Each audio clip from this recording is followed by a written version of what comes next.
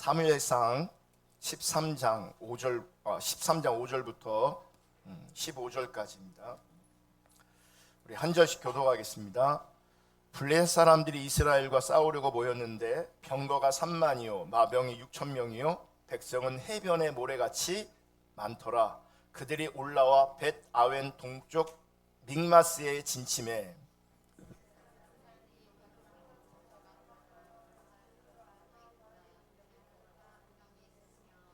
어떤 히브리 사람들은 요단을 건너 갓과 길르앗 땅으로 가되 사울은 아직 길갈에 있고 그를 따른 모든 백성은 떨더라. 사무엘이 정한 기한대로 이레 동안을 기다렸으나 사무엘이 길갈로 오지 아니하매 백성이 사울에게서 흩어지는지라.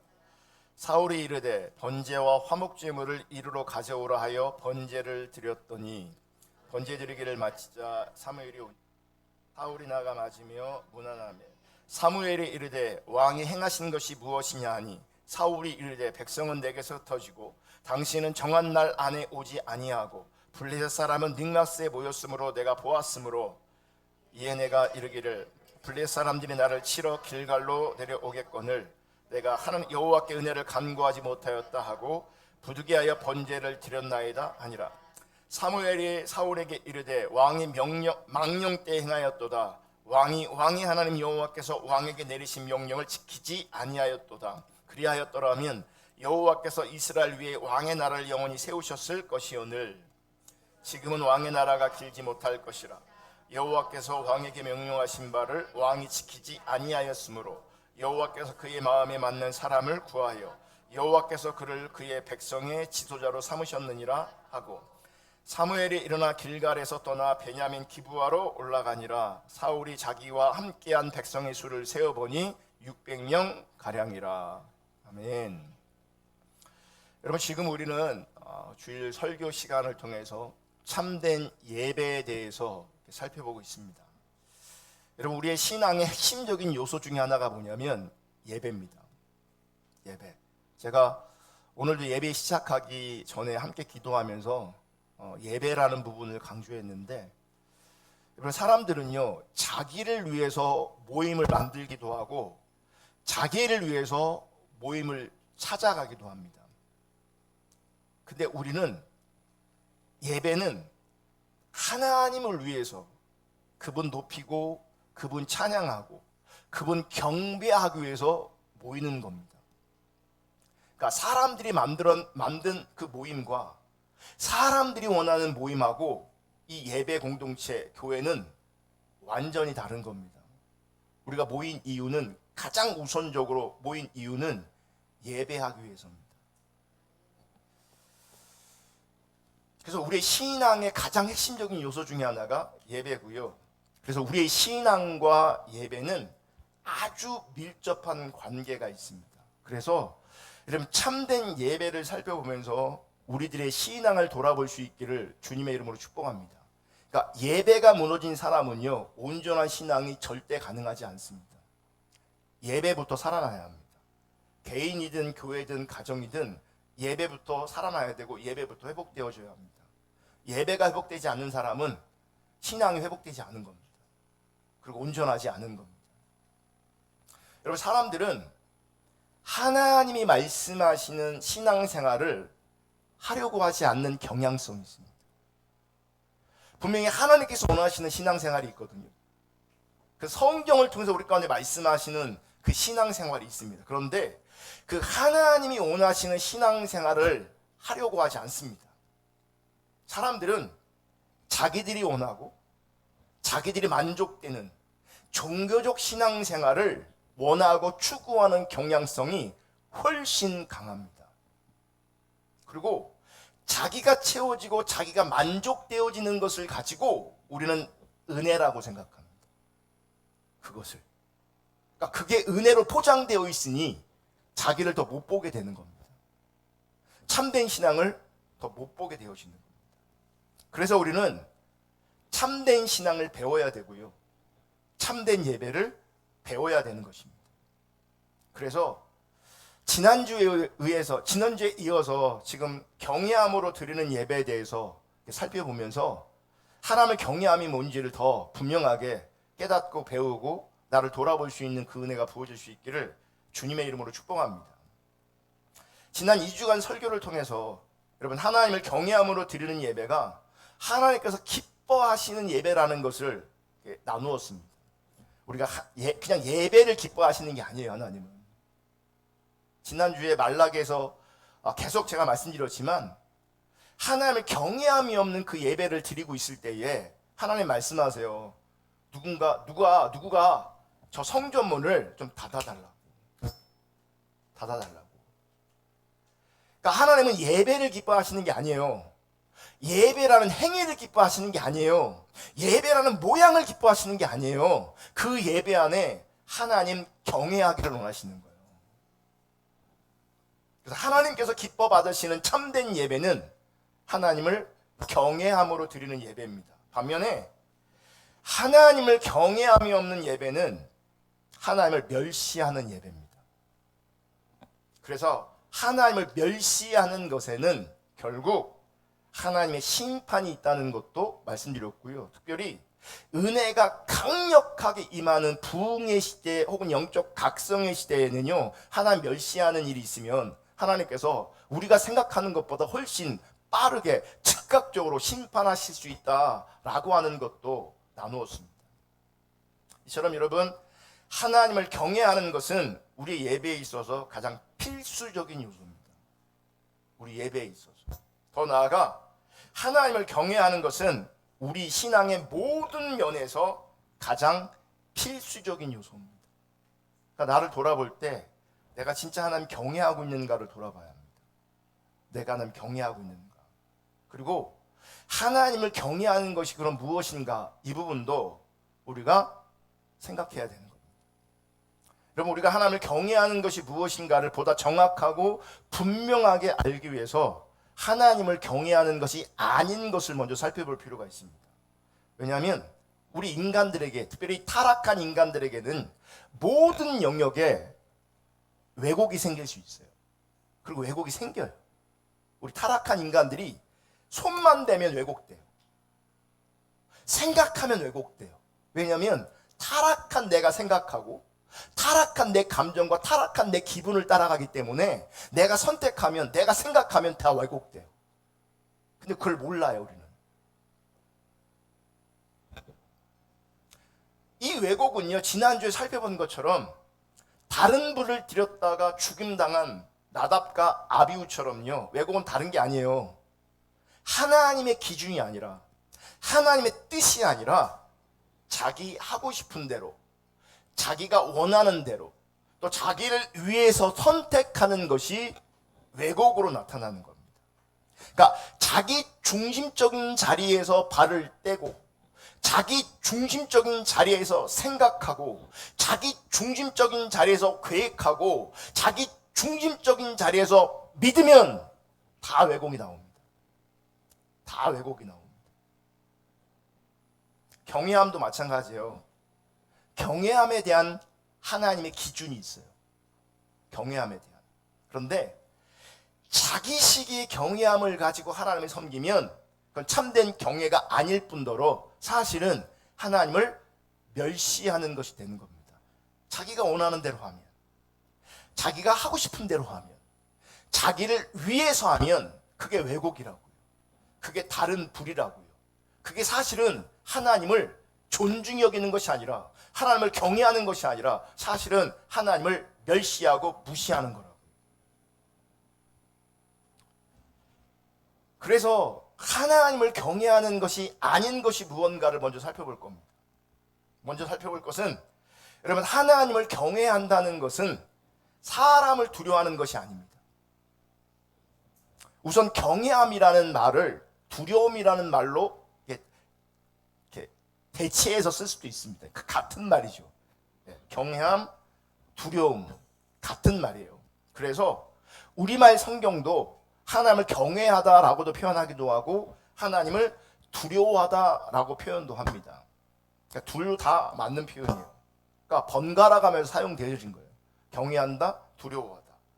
저도 설교하면서 이 경외한다는 말과 두려워한다는 말을 동시에 번갈아 가면서 사용할 수 있습니다. 염두에 두시고요. 여러분, 하나님을 두려워하는 것은요, 사람을 두려워하는 것이 아닙니다. 근데 이 말은 사실 생각해보면 너무 당연한 말이에요. 우리 중 어느 누구도 이 사실을 모르는 사람이 없을 겁니다. 그런데 여기서 우리가 간과해서는 안 되는 매우 중요한 요소가 있습니다. 여러분, 하나님을 두려워하는 것은 사람을 두려워하는 것과 자주 서로 상반된다는 것을 알아야 합니다. 무슨 말이냐면, 사람을 두려워하면 하나님을 사실은 무시한다는 겁니다. 하나님을 멸시하는 결과를 낳게 된다는 겁니다. 그래서 우리가 진짜 하나님을 경외하고 하나님을 두려워하기 위해서는요, 사람을 두려워해서는 안 됩니다. 내가 사람을 두려워하고 있다면 그 하나님 경외하는 거 아닙니다.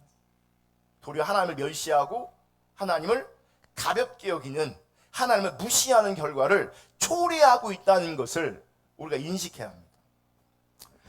여러분, 우리는 이 사실을요, 예수님뿐만 아니라 신약과 구약을 막론해서 성경에 나오는 많은 하나님의 사람들을 통해서 이 사실을 분명하게 볼 수 있습니다.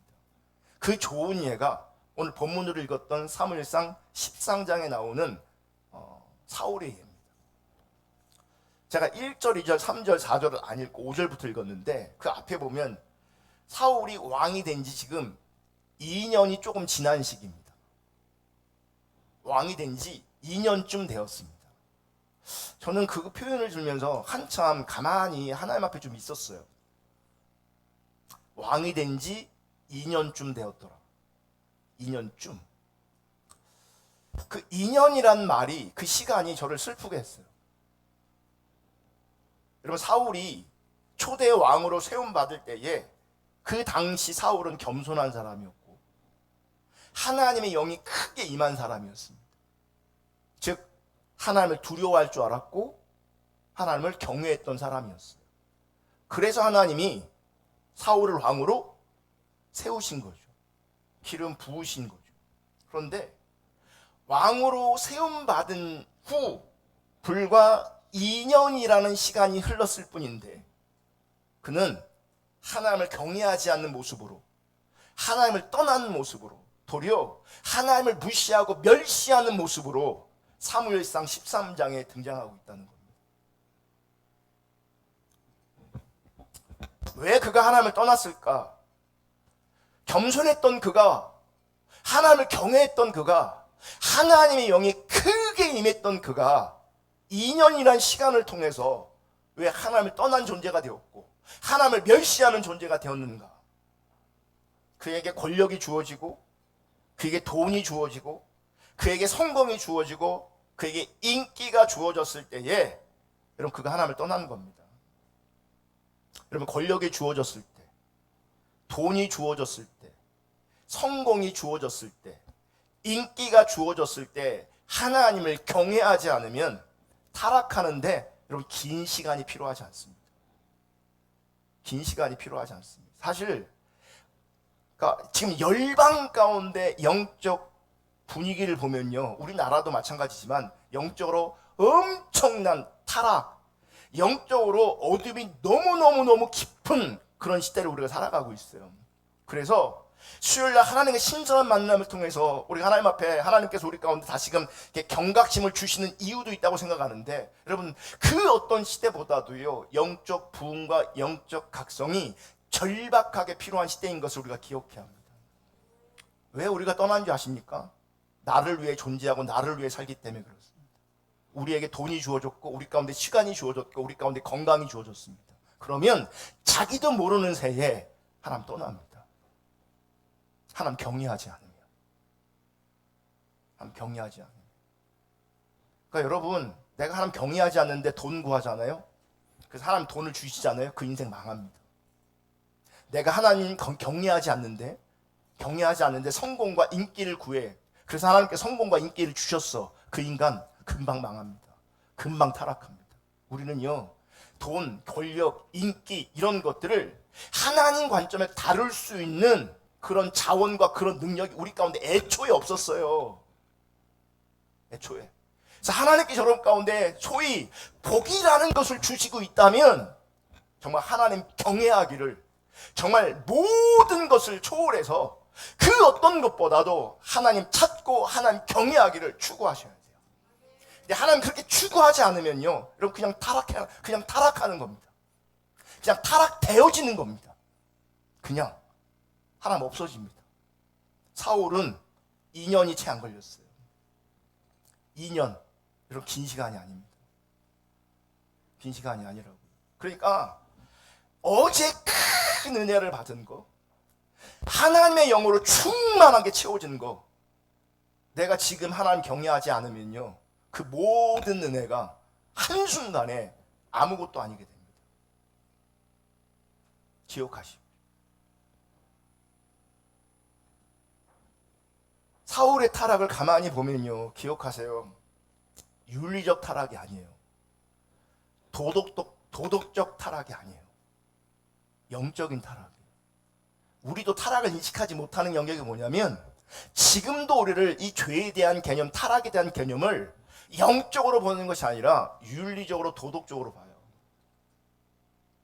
그래서 내가 도덕적으로 문제가 없으면, 내가 윤리적으로 문제가 없으면 자기를 많은 경우요, 의롭다 여기는 경향성이 우리 가운데 너무 큽니다. 사울을 보세요. 뭐 잘못한 게 있나요? 도둑질했습니까? 간음했습니까? 윤리적으로 도덕적으로 문제 하나도 없습니다. 뭐가 문제인 겁니까? 하나님 경외하는 데서 떠난 게 문제인 거예요. 영적인 타락입니다. 오늘 본문에 보면 사울의 군대는 보병만 3,000명에 불과합니다. 그것도 숫자만 3,000명이지 정비되지 않은 상태의 군대입니다. 그러니까 사울의 군대는요, 오합지졸인 거예요. 그런데 이러한 상태에서, 이런 상황 속에서 블레셋 사람들이 이스라엘을 치려고 쳐들어옵니다. 근데 블레셋 군대는요, 병거가 3만, 마병이 6천, 일반 군사는 해변의 모래처럼 많대요. 그게 대비가 되는 거예요. 여긴 준비도 안 됐고 숫자도 작아. 블레셋은 준비돼 있고 숫자도 많아. 게임이 안 되는 거죠. 비교가 안 되는 거죠. 그러니까 지금 이스라엘은, 사울의 군대는요, 정말 매우 열악한 상황이 있어요. 열악한 상황. 그런데 이런 상황 가운데 사울은 사무엘이 약속한 대로 와서 이스라엘을 위해서 하나님께 제사를 드려주기를 지금 7일 동안 기다리고 있어요. 그러니까 하나님의 법에 전쟁에 나갈 때는요, 제사를 드려야 돼요. 그럼 제사를 인도하는 제사장이 있어야 되잖아요. 그러니까 제사를 드리지 않으면, 사무엘이 와서 제사를 드리지 않으면 전쟁할 수가 없고 싸울 수가 없는 거예요. 근데 사무엘이 안 와. 하루가 지나고 이틀이 지났는데 안 와. 지금 7일이 지났어요. 그러니까 사울이 지금 블레셋과 대치하는 가운데 7일을 기다린다는 것은요, 사실 쉽지 않은 겁니다. 불안하고 두렵고 고통스러울 수도 있는 거죠. 또 이스라엘 백성들은요, 모두 두려워서 떨며 숨을 만한 곳에 다 숨어버려요. 그렇게 7일이 지났는데도 사무엘이 오지 않습니다. 그랬더니 사울은 자신이 직접 하나님께 제사를 드립니다. 이러다 다 망한다. 싸우기라도 해야지. 다 망한다 해서 제사를 먼저 드립니다. 그런데 문제는 사울이 막 제사를 마치자마자 사무엘이 도착하는 거예요. 사무엘이. 그리고 사무엘은 사울에게 이렇게 말합니다. 사무엘상 13장 13절. 사무엘이 사울에게 이르되 왕이 망령되이 행하였도다. 자, 보세요. 지금 사울이 나쁜 짓 한 게 아니에요. 전쟁이 터졌어요. 사람들 모았는데 전쟁을 시작해야 되는데 사무엘이 안 와. 사무엘이 안 와. 기다리다 자기가 제사를 인도했어요. 그때 사무엘이 왔어요. 그러면 첫 마디가 뭐냐면, 왕이 망령되이 행하였도다. 이걸 풀어서 얘기하면 이런 겁니다. 왕이 어리석게 행하였도다. 또 왕은 악하게 행하였도다. 이렇게 말하는 거예요. 제사를 자기가 인도했다고요? 어리석대요. 악하대요. 여러분, 이게 하나님의 기준이에요. 기억하세요. 이게 하나님의 기준이에요. 그럼 뭐가 악하게 행한 것이고 뭐가 어리석게 행한 것인가? 바로 여기서 나와요. 왕의 하나님 여호와께서 왕에게 내리신 명령을 지키지 않았다. 여러분, 하나님 앞에서 망령 때 행하는 것, 그 어려운 거 아닙니다. 그러니까 순종하지 않은 것. 여러분, 그냥 하나님의 뜻이 뭔가, 하나님의 의중이 뭔가, 하나님의 기준이 뭔가 순종하는 삶이 아니라 자기가 원하는 대로, 자기가 하고 싶은 대로 자기 만족을 위해서 살면 그게 하나님 앞에서 어리석고 악한 거라는 걸 기억하셔야 돼요. 그거 자체가. 여러분, 지금 사울이 행한 것은요, 모양으로 보면요, 자기 나라를 위한 거예요. 싸워야 되니까. 자기 나라를 위해서. 사무엘이 안 오니까. 근데 그걸 가지고 망령 때 행하였도다. 그거 어리석은 거다. 그거 하나님 앞에 악한 거다. 그러면서 이렇게 말해요. 그리 아니하였더라면, 이게 얼마나 아까운지 아십니까? 7일을 참았는데 하루만 더 참았어도 사무엘이 왔을 것이고 제사 드렸을 것이고. 그렇지 않아요? 근데 그 하루 아니면 그 몇 시간 때문에 이렇게 말해요. 그리 아니하였더라면 여호와께서 이스라엘 위에 왕의 나라를 영원히 세우셨을 것이오늘. 그 몇 시간 때문에 지금 하나님께 버림받습니다. 그 몇 시간 때문에. 14절. 지금은 왕의 나라가 길지 못할 것이라 여호와께서 왕에게 명령하신 바를 왕이 지키지 아니하였으므로 여호와께서 그의 마음에 맞는 사람을 구하여 여호와께서 그를 그의 백성의 지도자로 삼으셨느니라 하고. 여러분, 생각해 보세요. 어떤 사람들은요, 이 사울의 상황을 보면 사울이 불쌍하게 여길 수 있어요. 그래서 사울을 동정할 수도 있어요. 그리고 어떤 사람들은 하나님 좀 심하다. 그렇지 않아요? 사무엘을 진짜 보내주시면 이런 일이 없을 건데. 첫날에 왔으면 이런 일이 없을 건데. 둘째 날에 와도 이런 일이 없을 것인데. 왜 하나님 너무 심하지 않냐? 혹시 하나님께서 사울을 버리려고 작정하신 게 아닌가? 싫어하셔서. 그래서 지금 조그만 작은 꼬투리 잡아서 끌어내리려고 마음 먹고 있다가 지금 건수 하나 잡아서 확 끌어내리는 거 아니냐? 그렇지 않습니다. 이유가 있어요.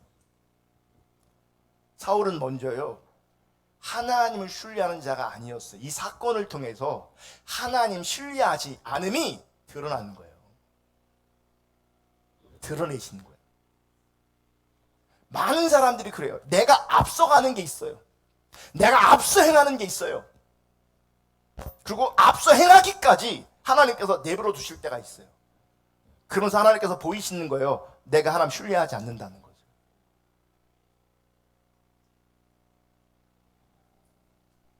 사무엘상 13장 11절 보세요. 이르시되 왕이 행한 것이 무엇이냐 하니 사울이 이르되 백성은 내게서 흩어지고 당신은 정한 날 안에 오지 아니하고 블레셋 사람은 믹마스에 모였음을 내가 보았으므로. 지금요, 사울은 하나님 보는 게 아니라 뭐 보고 있어요? 환경을 보고 있는 거예요. 왜 조급함이 있는가? 왜 자기가 앞서는가? 하나님 보는 게 아니라 환경 보기 때문에 그래요. 환경을 보기 때문에. 이 말은 뭐냐면 사울은 하나님을 경외하거나 하나님을 두려워하는 게 아니라 지금 사람을 두려워하고 있는 거예요. 그러니까 하나님을 두려워하는 것과 사람을 두려워하는 것은 같이 갈 수 없어요. 그래서 사람을 두려워하면 곧 하나님을 무시하고 멸시하는 것이 되는 거예요. 사울이 제사를 지내게 된 가장 결정적인 원인은 사람들이 떠나는 것 때문이었어요. 자, 8절 볼게요. 8절 다 같이 읽습니다. 시작. 사울은 사무엘이 정한 기한대로 이레 동안을 기다렸으나 사무엘이 길갈로 오지 아니하매 백성이 사울에게서 흩어지니라. 자꾸 사람들이 불안하니까, 두려우니까 사람들이 흩어지기 시작합니다. 그래서 사울은 그 흩어지는 사람들을 붙잡기 위해서 하나님의 명령을 어기고 자신이 제사를 지냈던 겁니다. 여러분, 이 사울이 했던 이 행위를 보면요, 그러니까 모양은 다를지 몰라도요, 같은 형태로 우리가 선택하는 것들이, 하나님보다 앞서는 것들이 참 많다는 것을 기억해야 되고요, 그게 여러분 가운데 생각날 수 있기를 주님의 이름 축복합니다. 내가 앞선다고요. 그러니까 하나님의 명령을 듣지 않은 거잖아요. 네. 우리 인간은요, 자기 중적인 자리에 있을 때, 그리고 하나님 두려워하고 하나님 경외하지 않을 때 지독하게 하나님 말씀 안 듣습니다. 다른 사람 얘기 안 듣습니다. 지독하게. 어떻게 하는지 아십니까? 자기 하고 싶은 대로 합니다. 자기 원하는 대로 합니다. 그게 사울입니다. 그게 사울이었던 겁니다. 우리는요, 본질상 본능적으로요, 남의 말, 하나님의 말 안 들으려고 작정하는 것 같은 그런 본성이 우리 가운데 있어요. 그런 나라는 걸 여러분 인식하셔야 돼요. 그래야 하나님 경외할 때, 하나님 경외하는 자리에 있을 때, 진짜 하나님 두려워하는 자리에 있을 때 하나님 명령 지킵니다. 순종합니다. 근데 우리는 하나님의 명령도 대무시할 만한 그런 교만함이 있다고. 하나님의 말씀을 소중히 여기지 않는 교만함이 우리 가운데 있다고요. 그런 사울 같은 속성이 나에게, 우리에게 있다는 걸 우리가 인정할 수 있기를 축복합니다. 아멘. 요한복음 5장 41절 44절을 읽겠습니다. 요한복음 5장 41절. 나는 사람에게서 영광을 취하지 아니하노라. 44절. 너희가 서로 영광을 취하고 유일하신 하나님께로 오는 영광은 구하지 아니하니 어찌 나를 믿을 수 있느냐. 여러분, 예수님의 특징 중 하나가 뭐냐면, 예수님은 사람에게서 영광을 취하지 않습니다. 그러니까 이 얘기는 사람에게 뭘 바라지 않습니다. 여러분, 우리 시대의 불행 중에 하나가 뭔지 아십니까? 사람에게 무언가를 항상 바란다는 거예요. 그게 영광을 취하는 거예요. 예수님은 인간을 알아요. 예수는 사람을 알아요. 그래서 사람을 기대하지 않아요. 사람에게 뭔가 원하지 않아요. 여러분이 사람에게 기대한 만큼 여러분에게 상처가 클 겁니다. 사람에게 원하는 것이 많은 만큼 여러분 상처가 클 거고요. 인생을 통해 그걸 배워갈 겁니다. 그러니까 인생이 뭔지 모르는 사람은요, 사람에게 아직 실망을 안 하는 거예요. 자기도 모르고 사람도 모르는 거예요. 그러니까 뭐예요? 인생에 대한, 난 이렇게 살 거야, 난 저렇게 살 거야, 꿈이 있어. 그렇게 될 것 같아. 여러분, 그렇게 안 됩니다. 그렇게 안 되면서 대부분 내가 경험하고 깨닫게 되는 것은요, 그 환경과 특별히 사람 통해서 내가 빚어지고 다뤄집니다. 사람을 통해 빚어진다는 건 뭔지 아십니까? 대부분의 많은 사람들이 나의 뒤통수를 친다는 거죠. 그리고 내 기대를 채우지 않는다는 거예요. 내가 원하는 바를 채우지 않는다는 거예요. 그러니까 그거 아셔야 돼요. 그게 내려지지 않으면요, 평생 미련하게 계속 상처받을 거예요. 사람에게 기대하고 상처받고, 사람에게 기대하고 상처받고, 또 기대하고 또 상처받고. 하나님은, 예수님은 사람에게서 영광을 취하지 않았어요. 사람을 기대하지 않았어요. 사람은요, 구원의 대상이지요. 뭔 기대할 만한 대상이 아니에요. 물 빠진 사람한테 뭘 기대할 수 있습니까? 허우적거리는 그 사람한테 지금 물 빠져 죽어가고 있는데 노래 좀 불려달라고, 네 이쁜 얼굴 좀 보여달라고, 그게 소용이 있습니까? 나의 현실이 물 빠진 현실인 걸 기억하셔야 돼요. 55장 45절 44절에 보면 너희가, 이 바리새인들 말하는 거거든요, 서로 영광을 취하고 그랬어요. 유일하신 하나님께로부터 오는 영광은 구하지 아니하니 어찌 나를 믿을 수 있느냐. 그러니까 서로 영광을 취하고 있으면 사실 하나님 못 믿어요. 믿을 수 없어요. 여러분, 사람에게 기대를 하고 있잖아요. 사람을 통해 내가 채우려고 하잖아요. 여러분, 하나님 절대 믿을 수 없고 참 믿음, 참된 신앙생활 가능하지 않아요. 사람에게 기대하는 한 참된 신앙은 가능하지 않아요. 그래서 서로 영광을 취하는 그들은요, 하나님 믿지 못했어요. 믿을 수가 없었어요. 예수님과 바리새인들의 차이는 단순합니다. 예수님은 하나님의 평가만을 소중히 여겼습니다. 하나님의 평가, 하나님의 뜻. 그래서요, 예수님은 자기가 좋은 거 선택한 적이 한 번도 없습니다. 자기가 원하는 거 선택한 적 한 번도 없습니다. 하나님의 뜻, 하나님의 영광만을 취했습니다. 그리고 하나님의 평가만을 가장 소중히 여겼습니다. 그게 예수님의 삶이었습니다. 다시 말해서 예수님은 하나님만을 경외했다는 거죠. 다시 말하면 하나님만 두려워했다는 거죠.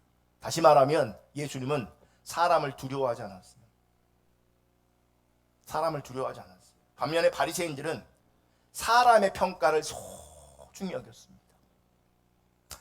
정말 불쌍한 사람 중에 하나가 뭔지 아십니까? 내가 인정받으려고 애쓰는 사람들. 인정받으려고. 그런 사람들의 중요한 게 뭔지 아십니까? 사람의 평가예요. 그 사람의 좋은 평가를 받으려고 힘쓰고 애쓰는 사람들이 정말 불쌍합니다. 왜냐하면 사람은 나를 좋게 평가하지 않아요. 나를 좋게 평가할 때는요, 이유가 딱 하나예요. 그러니까 내가 누군가에게 참 좋아 라고 할 때는요, 그 사람이 내 마음에 들기 때문이에요. 즉 그 사람이 나한테 잘할 때지. 그렇지 않는 경우면요, 누가 나를 좋게 봅니까? 누가 나를 좋게 봐요?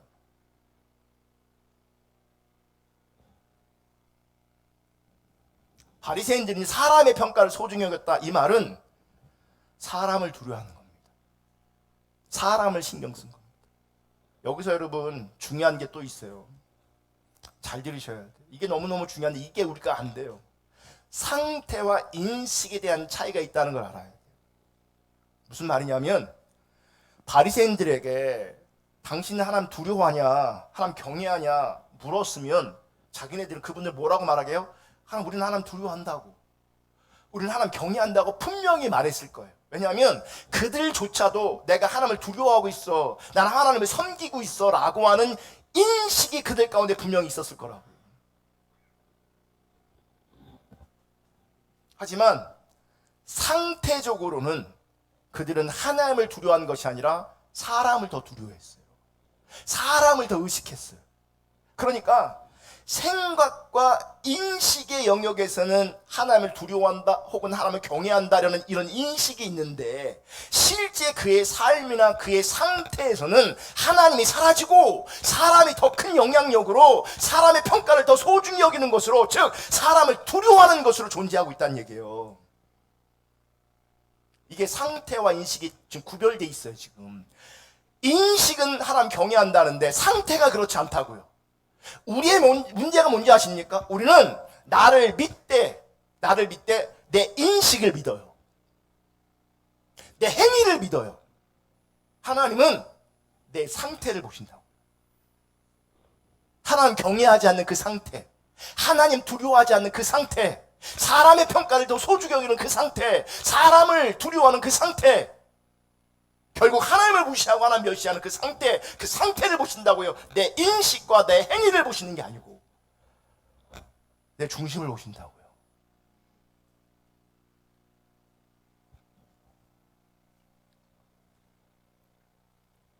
갈라디아서 1장 10절에 보면 사도 바울이 그리스도의 복음을 올바로 전할 수 있었던 그 이유를 말하고 있어요. 갈라디아 1장 10절 다시 읽습니다. 시작. 이제 내가 사람들에게 좋게 하랴 하나님께 좋게 하랴 사람들에게 기쁨을 구하랴 내가 지금까지 사람의 기쁨을 구하였다면 그리스도의 종이 아니니라. 바울이 참 귀했던 것 중에 하나가 뭐냐면, 바울은요, 사람에게 좋게 하랴 하나님께 좋게 하랴, 나는 사람에게 기쁨을 구한 적이 없다. 사람의 기쁨을 구하였다면 나는 그리스도의 종이 아니다. 여러분, 교회 안에 많은 행위들이 있거든요. 근데 그 많은 행위들이 어떤 면에서는요, 사람에게 좋게 하려고 하는 행위예요. 사람에게. 그 얘기가 아나니아와 삽비라는 거죠. 하나님 앞에 좋게 여기려고 했다면 그가 거짓말을 할 이유가 없죠. 사람에게 좋게 보려고 하니까 거짓말한 거죠. 여러분, 초대교회 보면요, 정말 그 바나바를 비롯해서 많은 사람들이 땅 팔고 집 팔아서 헌금했어요. 사도의 발 앞에 놨어요. 근데 그들이 사람에게 인정받으려고, 사람에게 기쁨을 받으려고 그렇게 한 게 아니에요. 사람 때문에 한 것이 아니에요. 하나님과의 관계성 안에서 그렇게 하는 거예요. 하나님 관계성 안에서. 사도 바울은 사람을 두려워하지 않았기 때문에, 오직 하나님만을 두려워했기 때문에 그리스도의 복음을 올바로 전할 수 있었던 겁니다. 듣든지 아니 듣든지 하나님 앞에서 바르게 전하는 것이 그의 소명이었던 거죠. 여러분, 제가 아는 많은 목사님들 중에 사실 우리나라는 잘 몰라서 왜곡된 신앙을 전하는 분들이 되게 많아요. 모르니까, 잘못 배웠으니까. 그리고 잘못된 그 신앙의 문화 안에, 교회 문화 안에 있었고 그 안에서 자랐기 때문에 모르는 분들이 참 많아요.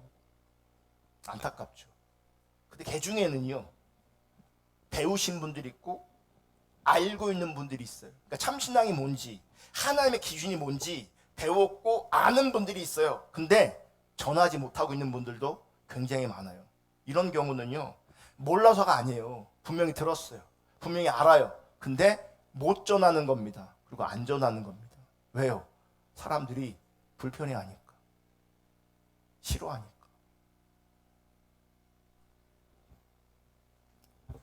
사람들이 눈치를 보는 거죠.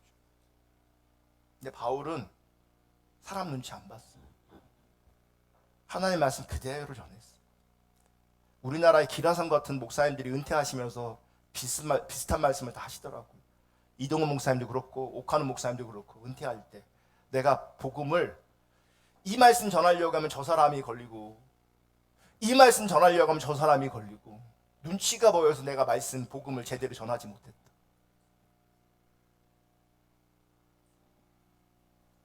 갈라디아서 2장 12절을 보면요, 사도 베드로가 안디옥에서 넘어진 사건이 있습니다. 볼게요. 야고보에게서 온 어떤 이들이 이르기 전에 게바가 이방인과 함께 먹다가 그들이 오매 그가 할례자들을 두려워하여 떠나 물러가매 남은 유대인들도 그와 같이 외식함으로 바나바도 그들의 외식에 유혹되었느니라. 사도 베드로는 사도 바울과 달리 안디옥에서 사람을 두려워하다가 지금 넘어지는 사건입니다. 그러니까 보세요. 그러니까 한 번 사람이, 그러니까 하나님을 경외하는 자리에 있다가도 자기도 모르는 사이에 하나님을 두려워하지 않고 사람을 두려워하는 자리에 서게 되고, 사람을 두려워하게 되면 그 상태는 하나님을 경외하지, 두려워하지 않는 상태가 되는 거예요.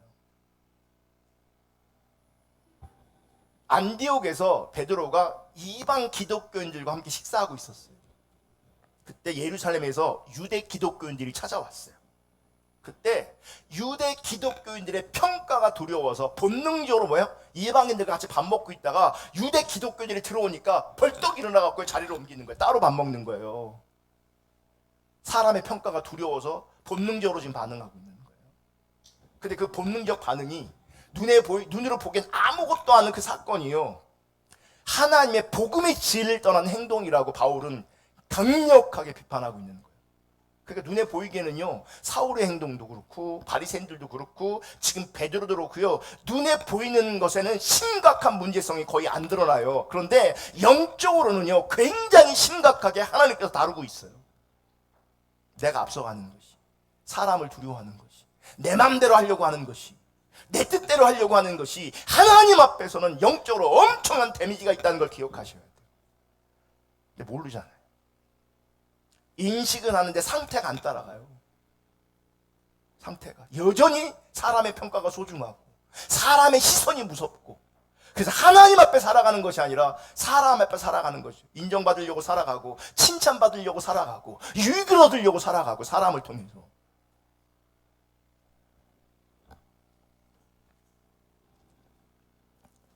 여러분, 우리의 예배가 하나님께서 기뻐 받으시는, 하나님을 경외함으로 드리는 예배가 되려면 우리 가운데 사람을 두려워하는 것을 버려야 합니다. 사람을 의식하는 것을 버려야 합니다. 다시 말하면 하나님의 평가가 가장 소중하다, 이 자세를 붙잡아야 합니다. 사람의 평가에 휘둘리기 시작하면, 내가 사람의 눈치를 보다 보면 주님 멸시하게 되는 거예요. 주님, 그것 자체가 주님을 떠나게 되는 거예요. 하나님 앞에서 망령되이 행하는 것이 되는 거예요. 그게 내가 특별한 죄를 짓진 않았지만, 눈에 보이는 심각한 죄는 짓지 않았지만, 영적으로는요 한없이 주님을 떠나게 되는 것이고, 그래서 사울처럼 버림받게도 되는 거예요.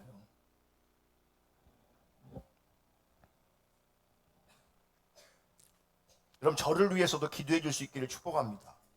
무슨 얘기냐면, 하나님 말씀 그대로 전할 수 있도록. 제가 사람을 두려워하면요, 이분에 걸리고 이분이 걸리고 저분이 걸리고, 그럼 복음을 제대로 전할 수 없게 되는 거겠죠. 사실은 하나님 말씀 그대로, 하나님 기준 그대로 전한다는 거 쉽지 않습니다. 정말 쉽지 않습니다. 특히 헌금과 관련된 건 더 어렵거든요. 그러니까 목사님들이 모이면 끙끙대. 막 끙끙대. 자기가 보니까 11조를 정직하게 안 한대. 근데 11조 얘기를 못 하는 거예요. 시험 들까 봐.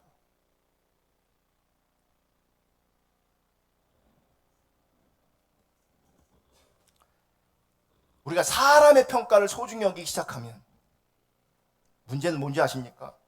사울이 그러한 자세 때문에 하나님께 버림받았다는 겁니다. 그러한 행동이 바리새인들이 했던 행동과 정확하게 같은 행동이라는 겁니다. 다시 말하면 하나님 앞에서 영적으로 엄청나게 심각한 죄라는 겁니다. 그리고 왜 그렇게 행동하는 것인가? 하나님을 두려워하지 않기 때문에, 그리고 하나님을 경외하지 않기 때문에. 두 번째, 하나님에 대한 두려움은요, 마귀가 가져다주는 두려움하고 다릅니다. 마귀가 주는 두려움은요, 하나님에 대한 극도의 어떤 불안과 공포를 가지게 합니다. 그렇게 우리를 이끌어갑니다. 그러니까 하나님을 막 두려운 분으로만 인식하게 하는 거예요.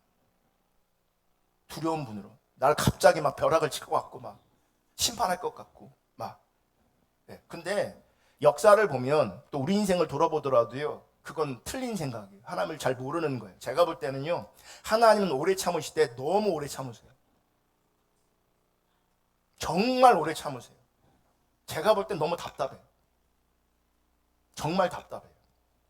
저는요, 개인적으로, 제 개인적인 생각이요, 좀 적당히 참으셨으면 좋겠어요. 금방금방 알아먹도록 번개가 치든지 다리 몽둥이 부러뜨리든지 손바가지를 부러뜨리든지 막 그랬으면 좋겠어요. 그래 내 목회가 좀 편하지. 근데 내 생각대로 안 하셔. 하나님은 저 인간 좀 똑 부러졌으면 좋겠다. 막 멀쩡해요. 자다가 악목이라도 껐으면 좋겠다. 하나님 나타나갖고 막 하나님 나타나갖고 너 죽어 막 이대로 살면 너 죽어. 너 이렇게 거짓말하면 죽어 막 네 맘대로 살면 너 죽어 막 하나님 그렇게 나타났으면 좋겠어요. 네. 하나님 내 생각대로 일하지 않으셔. 그럼 기억하세요. 하나님은 참으셔도요 너무 오래 참으세요. 도리어 그것 때문에 우리가 하나님 경외함을 잃어버릴 정도로, 하나님 두려워하지 않을 정도로 너무 오래 참아. 하나님은 두려움으로 역사하지 않는 분이에요. 아멘.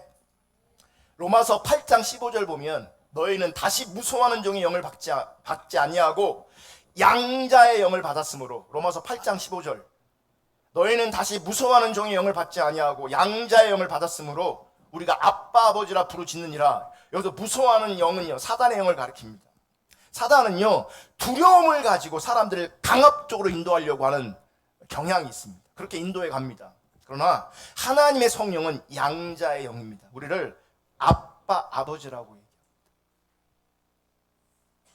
그리고 로마서 14장 17절, 하나님의 나라는 먹는 것과 마시는 것이 아니요 오직 성령 안에 있는 의와 평강과 희락이라. 디모데후서 1장 7절, 하나님이 우리에게 주신 것은 두려워하는 마음이 아니요 오직 능력과 사랑과 절제하는 마음이니. 요한 1서 4장 18절, 사랑 안에 두려움이 없고 온전한 사랑이 두려움을 내어 쫓나니 두려움에는 형벌이 있으므로 두려워하는 자는 사랑 안에서 온전히 이루지 못하였느니라. 하나님은요 우리를 사랑으로 인도하세요. 그래서 참으시는 거예요. 사랑은 오래 참고. 하나님은 사랑이시라 그러잖아요. 하나님 사랑이시라. 사랑장의 첫 번째가 뭔지 아세요? 하나님은 사랑은 오래 참고. 여러분 기억하세요. 하나님의 그 오래 참으심 때문에 내가 지금 존재하고 있다는 거죠. 하나님은 우리를 사랑으로 인도하시고요. 하나님의 사랑은 우리 안에서 두려움을 쫓아냅니다. 그리고 하나님의 인도에는요, 의와 평강과 기쁨이 넘쳐납니다. 또한 하나님의 인도는 우리로 하여금 정상적인 사고를 하고 있고 정상적인 판단을 합니다. 그러니까 관계성 안에서 이건 정상적인 게 아니야. 그럼 문제가 많은 겁니다. 관계성 안에서 이건 정상적인 게 아니야. 그 문제가 심각한 거예요. 그 영적 상태가 심각한 거예요. 우리가 서로를 바라볼 때 적어도 정상적일 수 있기를 축복합니다. 아멘. 그러니까 내가 비정상적으로 있어서 누군가를 불편하게 하는 것, 그 하나님께 되게 싫어하시는 거예요. 정상적이어야 돼. 그럼 하나님의 인도는요, 우리를 정상적으로 인도하세요. 정상적인 삶을 살게 하세요. 예배 드리는데 대출하라고 전화고. 이 사람들이 예배 시간에.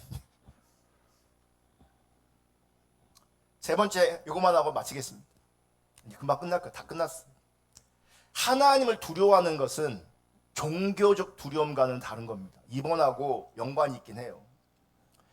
많은 사람들이 여러분 성경에서 말하는 하나님을 두려워하는 것과 종교적인 두려움을 혼돈합니다. 그래서 이 종교적인 두려움을 하나님 두려워하는 것으로 착각하고 오해합니다.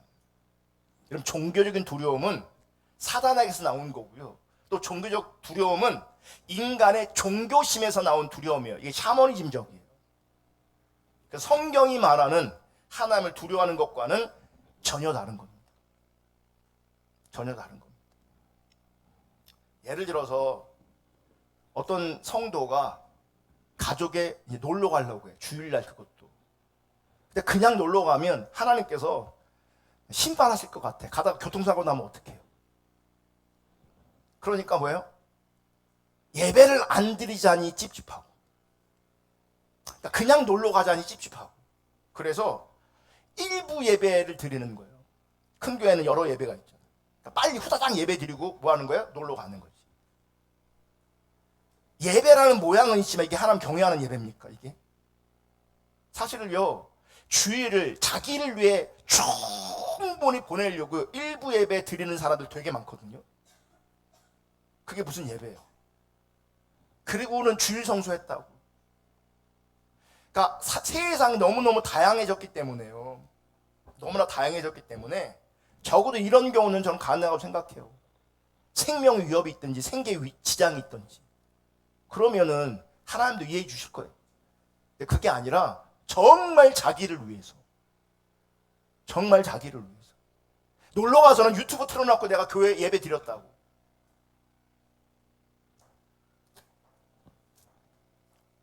왜 그렇게 하는 줄 아십니까? 하나님 두려워서. 그렇게라도 해야 마음 편하게 놀러 갈 수 있으니까. 그런 두려움이 종교적 두려움인 거예요. 내가 뭘 안 했기 때문에 혼날 것 같아서. 이렇게 하면 안에서 하나님께서 우리를 무너뜨릴 것 같아서. 그런 두려움은요, 하나님을 두려워하는 게 아니에요. 자기 중립적인 자리에서 종교적 두려움이에요. 하나님을 두려워하는 것과 무관한 거예요.